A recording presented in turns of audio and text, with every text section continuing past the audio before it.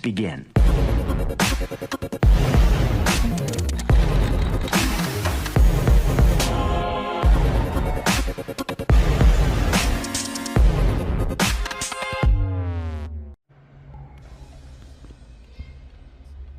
So this is our crank crusher project. So in this we are using this pneumatic piston double acting, and we have 7 Ah battery 12 volt, and we have 150 psi compressor 12 volt, and this is solenoid valve. Okay, now let's see working of this project.